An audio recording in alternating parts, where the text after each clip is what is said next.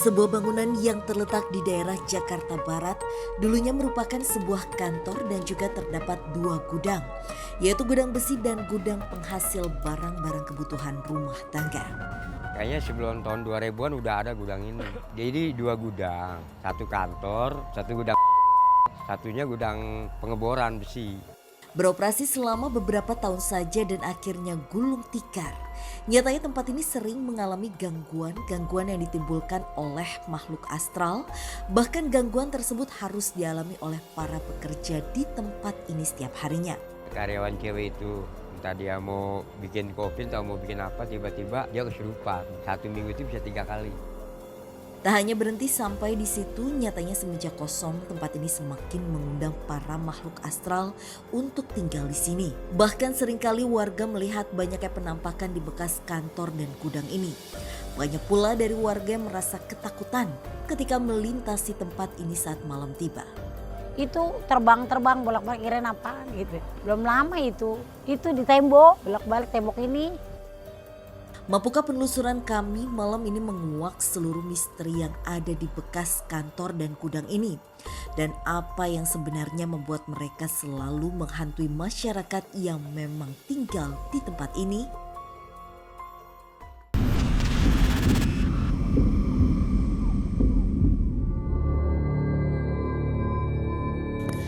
Fasya dan juga Den Ananda telah sampai di salah satu bangunan yang dulunya digunakan sebagai kantor dan juga sebuah gudang yang terbengkalai di daerah Jakarta Barat. Semasa aktif sampai terbengkalai pun masih ada gangguan. Iya. Gitu kan Anda. Tunggu Fasya. Ini di sini saya kayak melihat sosok. Tiba-tiba saja Den Ananda melihat adanya sosok di sebuah pohon tepat ketika mereka masuk. Kananda kan, aduh. Kananda. Aja komunikasi baik-baik aja Kananda. Dek. Oke pemirsa. Den Ananda mencoba naik ke atas pohon untuk mengajak berkomunikasi secara baik-baik dengan sosok yang memang berada di sana. Tepat pada saat kami memasuki area pergudangan ini, Kananda langsung tertuju ke pohon di depan ini dan bertemu dengan salah satu sosok yang aku nggak tahu itu sosok apa. Hai sini.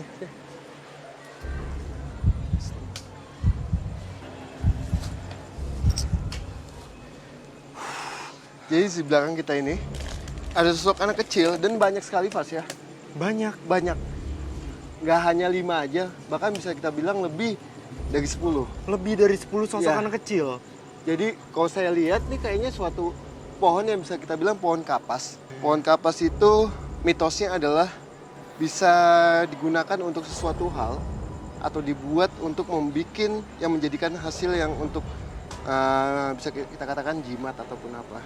Oh, itu sebentar itu tuh memang dari batangnya atau gimana ya kan? Jadi pohon kapasnya itu. Nah, kenapa di belakang ini ada sosok anak kecil? Bisa kita bilang sosok anak kecilnya itu wujudnya biasa. Sosok anak biasa dengan pakaian-pakaian anak-anak dengan celana pendek dan kaos oblong. Tapi banyak banget Fasya. Nggak hanya satu aja tapi banyak. Dia ada di atas itu juga. Nah, tadi sempat di belakang nih. Nih di belakang kita ini ada sosoknya. Ada suatu kapas yang bisa kita bilang kapas bujang. Kapas bujang. Kapas bujang. Kapas bujang itu bisa kita ambil hanya anak-anak yang masih bujang. Itu biasanya 10 tahun atau 15 tahun yang belum balik sih Fasya. Nah, bahkan kapasnya itu tidak boleh sampai jatuh ke tanah. Jadi kapasnya itu biasanya pohon kapas kan pecah nih. Iya betul. Jadi kapas. Nah kapasnya itu biasanya sebelum jatuh di tanah itu diambil, sudah diambil duluan sama anak-anak itu. Oke, balik lagi ke sosok anak-anak ini kan Iya. ada. Berarti sosok anak-anak ini ada hubungannya dengan bangunan yang ada di sebelah sini kan? Kalau dia bilang, saya nggak ada hubungannya kakak sama bangunan ini. Saya hanya menjaga pohon ini aja. Oh, Pohon berarti hanya kapasnya menempati aja. pohon ini. Iya, pohon kapasnya aja. Dan di sebelah sana Fasya. Hai.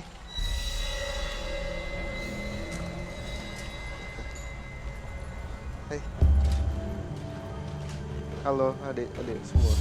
Den Ananda mencoba berkomunikasi kembali dengan sosok anak-anak. Ini lagi sedang banyak yang main Fasya, anak-anak juga. Jadi kebanyakan yang masih di lingkungan depan bangunan ini masih kita katakan adalah penghuni atau penunggu yang ada di pohon yang tadi kita datangin di awal itu pas ya. Nah, di belakang ini sama, ada yang cewek, ada yang cowok. Jadi emang kebanyakan adalah pakaian-pakaiannya pakaian-pakaian biasa. Dengan sosok anak kecil juga. Sosok anak kan? kecil juga. Adanya anak-anak di pohon kapas ternyata juga terdapat mitos tersendiri mengenai pohon ini, di mana banyaknya anak-anak juga dilihat oleh Ibu Asmana yang sering melihat anak-anak di area gedung ini. Anak-anak kecil banyak itu yang tempo hari jadi uber-uber kabur. Anak kecil kadang-kadang itu kayak orang main bola aja. Kadang-kadang kayak di gudang belakang tuh sering ada jerigen bisa tendang sini. Kayak ada yang ngikutin, tapi emak tengok itu hilang kayak anak kecil gitu, manggil-manggil nangis gitu. Tapi dilihat tuh nggak ada. Nah, ini contohnya nih. Yang ini kapasnya. Oh iya. Jadi iya. kapas ini sebelum jatuh ke tanah sudah mesti diambil dulu pas ya. Ini contoh kapasnya. Yang bisa kita katakan kapas bujang. Oke. Kalau untuk sosok anak kecil itu sendiri mengganggu tidak kan Anda? Kalau untuk mengganggu sih enggak Fas ya. Yang saya lihat ya dengan perilaku dia, dengan dia jalan-jalan di atas batang-batang pohon ataupun dia main-main di belakang ini dia sedang banyak yang main juga Fas ya dengan sedang main melakukan gitu. aktivitas juga Betul, berarti. betul.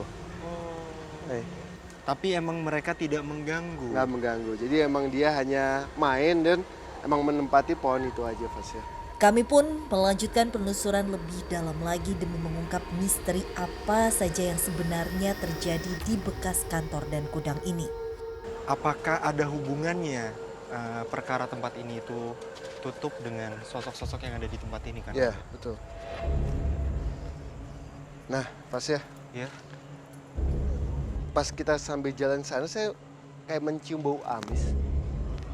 Ya, kayak Dan Ananda tiba-tiba saja mencium adanya bau amis yang sangat menyengat di lantai 2 dari gedung ini. nah itu nilainya ini. Nilai ini. Baunya menyengat banget sampai ke atas sana.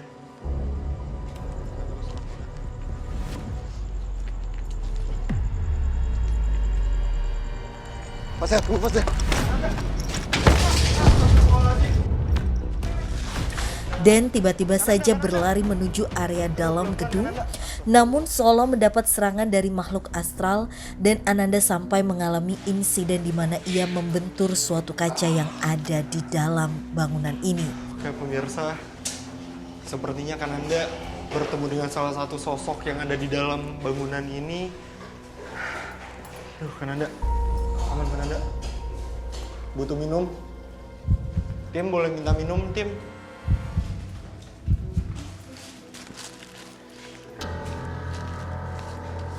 Jadi pada saat saya membahas soal bau amis itu Pas ya, tiba-tiba saya melihat sosok laki-laki dengan menggunakan pakaian kemeja bahkan jas, kemeja dalamnya dengan jas, tampilannya putih. Dia cepat sekali masuk ke dalam. Saya coba untuk mengejar dia.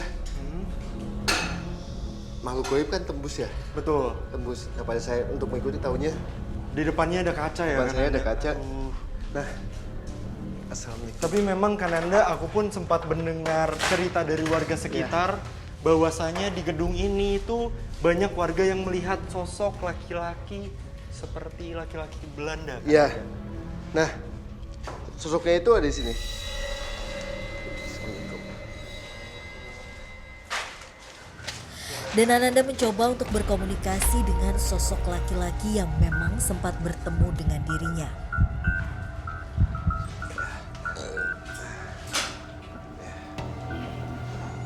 Nah, Pas ya. Iya. Jadi sosoknya yang laki-laki itu ada di bangku ini Pas ya. Sedang duduk ngadep kita dengan posisi dia duduk dengan melihat kita begini. Oh, menengok kepalanya. Tengok kepalanya. Penampilannya itu dengan menggunakan kemeja putih dan jas hitam dengan celana bahan coklat, sepatu pantofel tinggi segini, dan dia rambutnya itu agak ikal dan coklat, agak kecoklatan kayak gitu Pas ya. Dia sedang senyum-senyum dengan kita.